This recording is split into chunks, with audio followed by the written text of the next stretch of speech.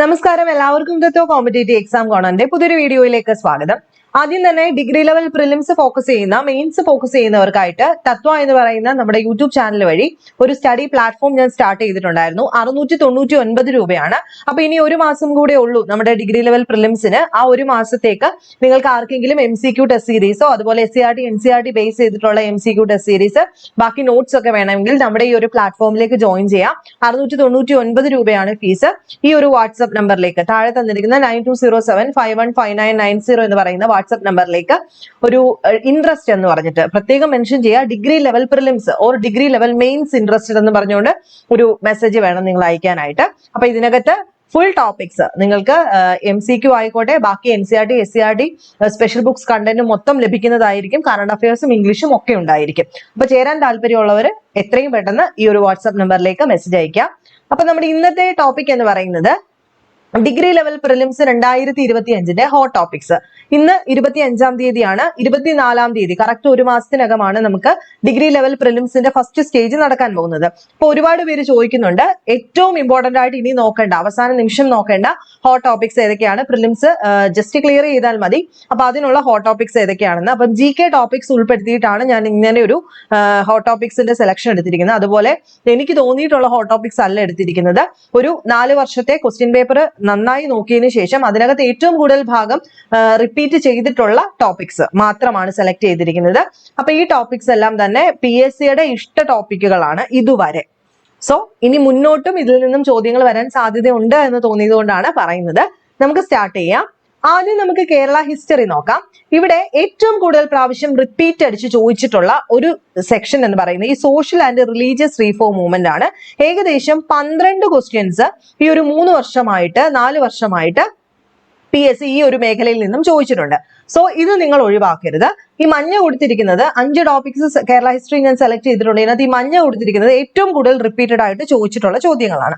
അപ്പൊ arrival of യൂറോപ്യൻസും contributions of യൂറോപ്യൻസും എല്ലാ വർഷവും ചോദിക്കാറുണ്ട്. ഈ 4 കൊല്ലങ്ങളിലായി ഏകദേശം 6+ ചോദ്യങ്ങൾ ഈ ഒരു മേഖലയിൽ നിന്ന് മാത്രം വന്നിട്ടുണ്ട്. അതുപോലെ സോഷ്യൽ റിലീജിയസ് റീഫോം മൂവ്മെന്റ് ഒരു 12-13 ചോദ്യങ്ങൾ 3 വർഷത്തിലകം വന്നിട്ടുണ്ട്. ഐക്യ കേരള പ്രസ്ഥാനം ഏകദേശം 3-ലധികം ചോദ്യങ്ങളും, നാഷണൽ മൂവ്മെന്റ് കേരളത്തിലെ അത് ഏകദേശം ഒരു 5-ലധികം പ്രാവശ്യവും, history of Travancore Marthanda Varma to Chithira Thirunal ഏകദേശം ഒരു 5+ ചോദ്യങ്ങൾ ഈ 3 വർഷത്തിനകം ഡിഗ്രിക്കാർക്ക് ചോദിച്ചിട്ടുണ്ട്. സോ 3 ടോപ്പിക്സ് കൃത്യമായി നന്നായി ഫോളോ ചെയ്യുക. ബാക്കി ഈ പറഞ്ഞ ടോപ്പിക്സ് എല്ലാം വായിച്ചിട്ട് പോകാനായിട്ടും MCQ ക്വസ്റ്റ്യൻസ് അറ്റൻഡ് ചെയ്തിട്ട് പോകാനായിട്ടും ശ്രദ്ധിക്കുക. Arrival of Europeans, history of Travancore രാജാക്കന്മാര്, സോഷ്യൽ റിലീജിയസ് റീഫോം മൂവ്മെന്റ്, അതുപോലെ നാഷണൽ മൂവ്മെന്റ് കേരളത്തിൽ ഏതൊക്കെ നടന്നിട്ടുണ്ട്, united Kerala movement, maximum Kerala Sreedhara Menon history നോക്കിയിട്ട് പോകാനായിട്ട് ശ്രദ്ധിക്കുക. ഞാൻ ഈ പറഞ്ഞ പ്ലാറ്റ്ഫോമിനകത്ത് അതെല്ലാം ഉണ്ട് കേട്ടോ. അടുത്ത നോക്കാം. രണ്ടാമത് ഇന്ത്യൻ ഹിസ്റ്ററിയിലേക്ക് വരുമ്പം ഏറ്റവും കൂടുതൽ ചോദ്യങ്ങൾ വന്നിട്ടുള്ളത് എസ്റ്റാബ്ലിഷ്മെന്റ് ഓഫ് ബ്രിട്ടീഷ് എന്ന് പറയുന്ന സെക്ഷനകത്തു നിന്നാണ്. ഏകദേശം 10+ ചോദ്യങ്ങൾ ഈ മേഖലയിൽ നിന്നും. സോഷ്യൽ റീഫോം മൂവ്മെന്റിനകത്തുനിന്ന് 9+ ചോദ്യങ്ങൾ വന്നിട്ടുണ്ട്. അമേരിക്കൻ വാർ ഓഫ് ഇൻഡിപെൻഡൻസിനകത്തു നിന്നും ഈ ഇത്രയും സെക്ഷൻസിനകത്ത് ഏറ്റവും കൂടുതൽ ചോദ്യങ്ങൾ വന്നിട്ടുള്ള 3 മേഖലകളാണ്. ദെൻ എല്ലാ പ്രാവശ്യവും പറയുന്ന കൂട്ട് തന്നെ 1-ാം ലോക മഹായുദ്ധം പഠിക്കുക, ഇൻഡിപെൻഡന്റ് മൂവ്മെന്റ് ആയിട്ട് വന്നിട്ടുള്ള കാര്യങ്ങളെല്ലാം, അതുപോലെ മഹാത്മാഗാന്ധിയുമായിട്ട് ബന്ധപ്പെട്ട കാര്യങ്ങളെല്ലാം പഠിക്കുക. എക്സ്ട്രീമിസ്റ്റ് മൂവ്മെന്റുകൾ ഏതൊക്കെയാണെന്ന് ചോദിക്കാറുണ്ട്. ഡിഗ്രി ലെവൽ പ്രിലിംസിന് ഏറ്റവും കൂടുതൽ ഈ ഒരു മേഖല ചോദിക്കാറുണ്ട് കേട്ടോ. ഈ മൂവ്മെന്റുകൾ സ്പെക്ട്രം പോലെയുള്ള ടെക്സ്റ്റ് ബുക്കുകൾക്ക് അത് കിടക്കുന്ന ഈ എക്സ്ട്രീമിസ്റ്റ് മൂവ്മെന്റ് കൃത്യമായി വായിക്കുക. ദെൻ ഫ്രഞ്ച് റവല്യൂഷനും ഗ്രേറ്റ് റവല്യൂഷൻ ഇൻ ഇംഗ്ലണ്ട് എന്ന് പറയുന്നത് ഒഴിവാക്കരുത്. ഇതിനകത്ത് ഏകദേശം ഒരു 7 ടോപ്പിക്കോളം നിങ്ങൾ കൃത്യമായി വായിച്ചിട്ട് പോവുക. പിന്നെ ഈ ന്യൂസ് പേപ്പറുമായിട്ട് ബന്ധപ്പെട്ട കാര്യങ്ങളൊക്കെ, ആരുടെയാണ് ഈ ന്യൂസ് പേപ്പർ എന്നുള്ള കാര്യങ്ങളും, ആരൊക്കെയാണ് പ്രസ്ഥാനങ്ങൾ തുടങ്ങിയത്, വക്കം അബ്ദുൽ ഖാദർ മൗലവിയൊക്കെ സ്ഥിരം ചോദ്യമാണ്. അതുകൂടെ വായിച്ചിട്ട് പോകാനായിട്ട് ശ്രദ്ധിക്കുക. ഓക്കെ ആണല്ലോ. ദെൻ നമ്മൾ പറയാൻ പോകുന്നത് ജോഗ്രഫിയാണ്. ജോഗ്രഫിയിൽ നിന്നും കഴിഞ്ഞ കുറെ വർഷങ്ങളായിട്ടുള്ള ചോദ്യ പേപ്പർ എടുത്തപ്പം എർത്തിന്റെ സ്ട്രക്ചർ 4 ചോദ്യങ്ങളോളം വന്നിട്ടുണ്ട്. അറ്റ്മോസ്ഫിയർ 3 ചോദ്യങ്ങളോളം വന്നിട്ടുണ്ട്. പ്രഷർ ബെൽറ്റും വിൻഡും ഇതെല്ലാം തന്നെ +1 പുസ്തകത്തിൽ നിന്നും ഡയറക്റ്റ് ചോദ്യങ്ങളാണ്. പ്രഷർ ബെൽറ്റ്, വിൻഡ് ചോദ്യം നന്നായിട്ട് വന്നിട്ടുണ്ട്. നോർത്തേൺ മൗണ്ടൻ റീജിയൻ, പ്രത്യേകിച്ച് റിവേഴ്സ്, നോർത്തേൺ ഗ്രേറ്റ് പ്ലെയിൻ, ഇതിൽ നിന്ന് ഒരുപാട് ചോദ്യം വന്നിട്ടുണ്ട്.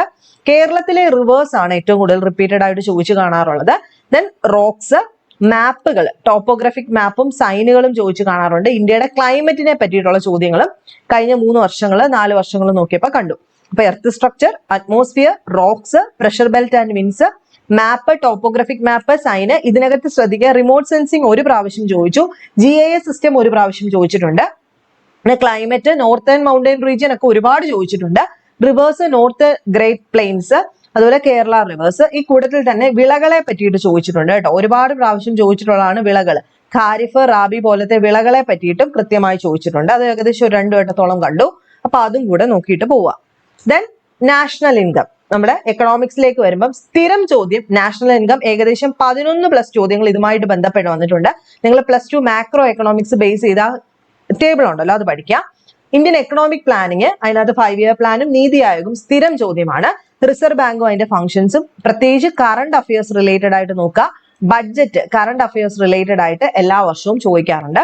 അപ്പൊ ഈ ഇത്രയും ടോപ്പിക്സിനകത്ത് ഞാൻ 4 അടയാളപ്പെടുത്തിയെങ്കിലും എല്ലാം ഇമ്പോർട്ടന്റ് ആണ്. എല്ലാ വർഷത്തെയും സ്ഥിരം ചോദ്യം. ഓക്കെ, അടുത്തത് സിവിക്സിലേക്ക് വരുമ്പം സെലക്റ്റീവ് ആയിട്ട് പഠിക്കുക.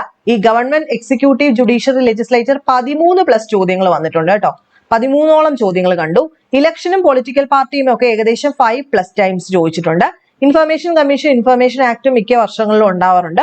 ഹ്യൂമൻ റൈറ്റ്സും ഹ്യൂമൻ റൈറ്റ്സ് ഓർഗനൈസേഷനും എല്ലാ വർഷവും ഇല്ലെങ്കിൽ പോലും മിക്കപ്പോഴും ഒരു 3 ക്വസ്റ്റ്യൻ പേപ്പറിലോളം കണ്ടിട്ടുണ്ട്. അതുപോലെ കൺസ്യൂമർ പ്രൊട്ടക്ഷൻ ആക്ട്. ഈ ഗവേണൻസ് മെയിൻസിനും ഉള്ളതുകൊണ്ട് തന്നെ ഇതിന് പ്രാധാന്യം വരാൻ സാധ്യതയുണ്ട്. ഇത് നല്ല വൃത്തിയായിട്ടൊന്ന് നോക്കിയിട്ട് പോവാം. അപ്പം സെലക്റ്റീവ് ആയിട്ട് പഠിക്കുക. ഞാൻ പറഞ്ഞു, ഞാൻ ക്വസ്റ്റ്യൻ പേപ്പർ അവലോകനം ചെയ്തിട്ടാണ് ഈ പറയുന്നത്. ഒരിക്കലും മുന്നോട്ടുള്ള പ്രഡിക്ഷൻ അല്ല. ക്വസ്റ്റ്യൻ പേപ്പർ ബേസ് ചെയ്ത് നോക്കുമ്പോൾ ഏറ്റവും കൂടുതൽ തവണ ചോദിച്ചിട്ടുള്ള ചോദ്യങ്ങൾ ഇവിടെ നിന്നാണ്. അടുത്തത് നമ്മുടെ കോൺസ്റ്റിറ്റ്യൂഷനിലേക്ക് വരുമ്പോൾ കുറച്ച് ടോപ്പിക്സേ ഉള്ളൂ, അതെല്ലാം ഇമ്പോർട്ടന്റ് ആണ്. എങ്കിലും ഏറ്റവും കൂടുതൽ ചോദിച്ചിട്ടുള്ള കോൺസ്റ്റിറ്റ്യൂന്റ് അസംബ്ലിയാണ്. 11+ ചോദ്യങ്ങൾ. പ്രിയാമ്പിൾ ചോദിച്ചിട്ടുണ്ട്. കോൺസ്റ്റിറ്റ്യൂഷണൽ അമെന്റ്മെന്റ്സ്, പ്രത്യേകിച്ച് 42, 44, 52, 86, അതുപോലെ 101, 104 പോലെയുള്ളത്, 102, ഇതൊക്കെ സ്ഥിരമായിട്ട് ചോദിക്കാറുണ്ട്. പഞ്ചായത്തി രാജും ചോദിച്ചു കാണാറുണ്ട്, എമർജൻസി ചോദിച്ചു കാണാറുണ്ട്, ലിസ്റ്റുകൾ ചോദിച്ചു കാണാറുണ്ട്. ഫണ്ടമെന്റൽ റൈറ്റ്സ് പിന്നെ നമുക്ക് പറയേണ്ട കാര്യമില്ല. പ്രിയാമ്പിളിനെ പറ്റിയിട്ട് സ്ഥിരം കുറച്ച് പാറ്റേൺ ചോദ്യങ്ങളുണ്ട്. പ്രിയാമ്പിളിനകത്ത് മെൻഷൻ ചെയ്തിരിക്കുന്ന ഡേറ്റ് ആഡ് ചെയ്ത്, അതായത് അമെൻഡ് ചെയ്തതിനെ പറ്റിയിട്ട് ചോദിക്കാറുണ്ട്. അങ്ങനെയുള്ള കാര്യങ്ങളൊക്കെ ഉള്ളൂ. സോ അത് നിങ്ങൾക്ക് അറിയാവുന്നതുകൊണ്ട് വിട്ടേക്കാം. ദെൻ കമ്പ്യൂട്ടർ സയൻസിലേക്ക് വരുമ്പോൾ ഏറ്റവും കൂടുതൽ വർഷം ചോദിച്ചിട്ടുള്ള ഹാർഡ്വെയറും നെറ്റ്വർക്ക് ഉണ്ടല്ലോ, WW പോലെയുള്ളതും, സൈബർ ക്രൈമും സൈബർ ലോസും എല്ലാ വർഷവും ചോദിക്കും. സോ ഒന്നും നോക്കിയില്ലെങ്കിൽ ഈ 3 ടോപ്പിക്സ് എങ്കിലും നോക്കിയിട്ട് പോകാനായിട്ട് ശ്രദ്ധിക്കുക. പിന്നെ സയൻസ് ആൻഡ് ടെക്നോളജി, അവിടെ ഏറ്റവും കൂടുതൽ ചോദിക്കാറുള്ളത് ISRO ചോദിച്ചു കാണാറുണ്ട്. പിന്നെ ഈ renewable, non renewable energy resources, പിന്നെ ന്യൂക്ലിയർ പോളിസി, ഇന്ത്യയുടെ ന്യൂക്ലിയർ പോളിസി, ബയോഡൈവേഴ്സിറ്റിയും വെസ്റ്റേൺ ഘട്ടും 2-3 ക്വസ്റ്റ്യൻ പേപ്പറിൽ കണ്ടു. അപ്പൊ അതും കൂടെ നോക്കുക. അതിന്റെ കൂട്ടത്തിൽ തന്നെ ഗ്രീൻ എനർജിയെ പറ്റിയിട്ട് ഒന്ന് നോക്കുക. പിന്നെ എനർജി പോളിസി, ഇന്ത്യയുടെ എനർജി പോളിസി 2 വട്ടം എന്തോ ഈ ഒരു national policy, latest science and technology ഇന്നോവേഷന്റെ നാഷണൽ പോളിസിയെ പറ്റിയിട്ട്, 5ാം പോളിസിയെ പറ്റിയിട്ടൊക്കെ ചോദിച്ചിട്ടുണ്ട് 2 വർഷം മുമ്പ്. പിന്നെ പബ്ലിക് ഹെൽത്തും കമ്മ്യൂണിറ്റി ഏകദേശം 3 ക്വസ്റ്റ്യൻ പേപ്പറിൽ കണ്ടു. 3+ ചോദ്യങ്ങൾ അവിടെ നിന്നും വന്നിട്ടുണ്ട്. അപ്പൊ ഇത്രയും സെക്ഷൻസ് ആണ് നമുക്ക് പ്രധാനമായിട്ടും ക്വസ്റ്റ്യൻ പേപ്പർ അവലോകനം ചെയ്തപ്പോൾ കാണാൻ സാധിച്ചത്. അപ്പൊ നിങ്ങൾ മാക്സിമം ഈ ഒരു മേഖല ഫോക്കസ് ചെയ്ത് ഒന്ന് പഠിക്കുക. 1 മാസം കൂടെ ഉണ്ട്. അപ്പൊ മാക്സിമം ഇതൊക്കെ ഫോക്കസ് ചെയ്തൊന്ന് പഠിക്കുക. നമുക്ക് എത്രയും കവർ ചെയ്തെടുക്കാമോ അത്രയും കവർ ചെയ്തെടുക്കുക. അതുപോലെ മാക്സിമം ഇംഗ്ലീഷും മലയാളം കൂടുതൽ ഫോക്കസ് ചെയ്യുക. കൂടുതൽ ഇതും വിട്ട് കളയാതിരിക്കാനായിട്ട് ശ്രദ്ധിക്കുക. എല്ലാവരും മിടുക്കരായിട്ട് വരികയാണ്. അതുകൊണ്ട് തന്നെ ഒന്നും ഒഴിവാക്കാതെ കൃത്യമായി പഠിക്കുക. ഓക്കെ, അപ്പൊ പറഞ്ഞതുപോലെ ആർക്കെങ്കിലും MCQ ടെസ്റ്റ് സീരീസിൽ ചേരാൻ താല്പര്യം ഉണ്ടെങ്കിൽ താഴെ തന്നിരിക്കുന്ന നമ്പറിൽ ബന്ധപ്പെടുക. വാട്സാപ്പിനകത്തൊരു ഇൻട്രസ്റ്റ് അയച്ചാൽ മതി. KASന് നമ്മൾ ഇതുപോലെ തന്നെ മെറ്റീരിയൽസ് പ്രൊവൈഡ് ചെയ്യുന്ന, കംപ്ലീറ്റ് മെറ്റീരിയൽസ് പ്രൊവൈഡ് ചെയ്യുന്ന ഒരു കോഴ്സ് സ്റ്റാർട്ട് ചെയ്തിട്ടുണ്ട്. അതിനും ഈ വാട്സാപ്പ് നമ്പറിലേക്ക് KAS ഇൻട്രസ്റ്റഡ് എന്ന് പറഞ്ഞിട്ടൊരു മെസ്സേജ് ചെയ്യുക. അപ്പൊ നെക്സ്റ്റ് വീഡിയോയിൽ കാണാം. ബൈ.